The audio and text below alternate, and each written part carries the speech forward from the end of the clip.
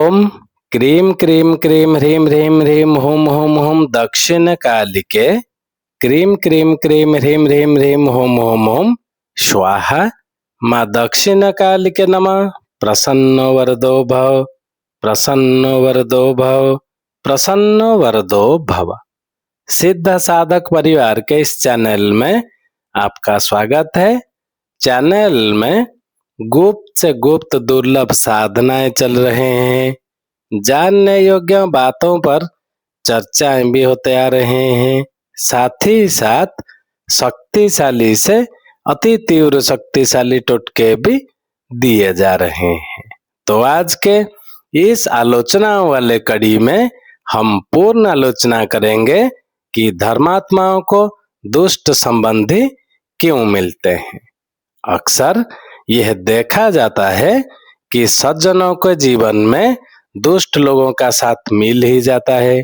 जैसे श्री राम को कैकेयी जैसी माता मिली, जिनके कारण उन्हें वनवास स्वीकार करना पड़ा, या फिर विभीषण जैसे धर्मात्मा को भाई के रूप में रावण मिला, जिसने जीवन भर उनका तिरस्कार किया।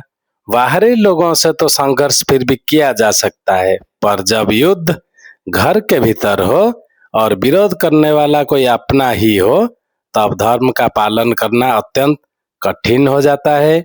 और इसी पीड़ा को व्यक्त करते हुए विभीषण ने भी कहा था, वरु भलवास नरक करता था, दुष्ट संग जनी दई विधाता। नरक का वास भी स्वीकार्य है, किंतु दुष्ट का संग नहीं। जीवन की यात्रा में हर प्रकार के लोग हमें मिलते हैं। कुछ हमारे साथ खड़े होते हैं और कुछ हमारे विरुद्ध। पर वास्तविक परीक्षा तब आती है जब हमारे विरोध में खड़े लोग कोई बाहरी नहीं, बल्कि माता पिता या भाई बहन जैसी अपने ही होते हैं। ऐसे समय में मन यह मानने लगता है कि अवश्य ही यह किसी पूर्व जन्म के कर्मों का फल होगा, क्योंकि बाहरी व्यक्ति से तो दूरी बनाई जा सकती है, पर जो साथ में रहते हुए भीतर ही भीतर ईर्ष्या पालन करते हैं, उनके साथ रहकर धर्म निभाना और मन की शांति बनाए रखना सबसे बड़ी चुनौती बन जाती है। मन में यह प्रश्न सहज ही उठता है कि आखिर सत्पुरुषों को दुष्ट संबंधी क्यों मिलते हैं, और घर के भीतर चलने वाले इस मानसिक युद्ध का समाधान क्या है। इसका उत्तर यही है कि जिसे हम ग्रह दशा कहते हैं, वह केवल आकाश में स्थित ग्रह नहीं, बल्कि वे लोग हैं जो हमारे में जीवन में मित्र या शत्रु बनकर प्रवेश करते हैं और हमें पकड़ लेते हैं।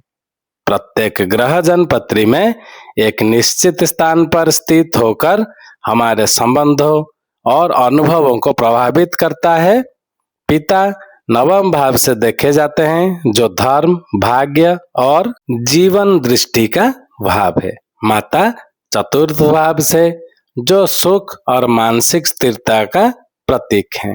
भाई बहन तृतीय और एकादश भाव से, और विवाह के बाद ससुराल पक्ष विशेषकर सास अष्टम भाव से देखी जाती है। इसी कारण ये संबंध अक्सर गहरे और जटिल होते हैं और मन पर गहरा प्रभाव डालते हैं।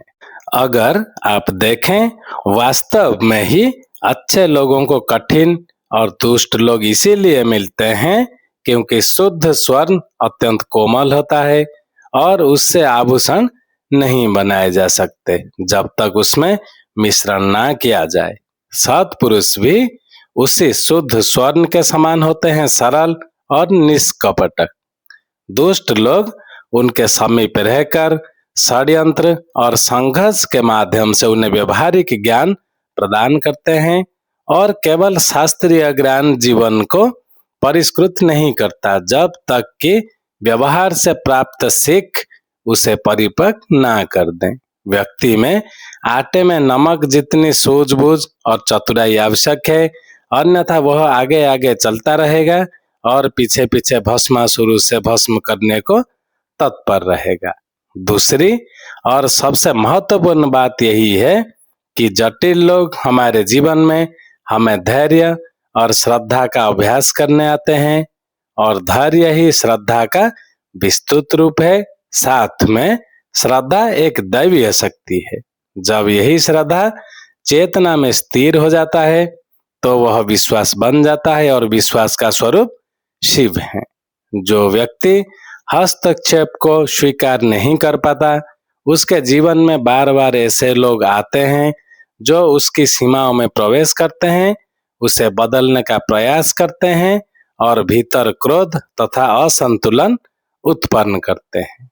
परंतु सीख इसी में है कि हम प्रतिक्रिया देने के स्थान पर सजगता चुनें, अपनी सीमाओं को पहचानें, उन्हें स्पष्ट करें और बिना द्वेष या कठोरता के दृढ़ता से बनाए रखें। यही धैर्य की साधना है, यही श्रद्धा की वास्तविक परीक्षा है और यहीं से जीवन में स्थायी शांति का उदय होता है। जिनको कुछ मन में प्रश्न हो वो हमें कमेंट में बता सकते हैं।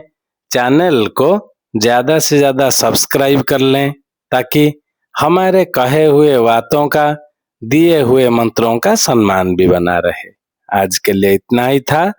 ओम क्रीम क्रीम क्रीम ह्रीम ह्रीम ह्रीम होम होम होम दक्षिण कालिके क्रीम क्रीम क्रीम ह्रीम ह्रीम ह्रीम होम होम होम स्वाहा। माँ दक्षिण कालिके नमः। प्रसन्नो वरदो भव, प्रसन्नो वरदो भव, प्रसन्नो वरदो भव। जय सिद्ध साधक परिवार।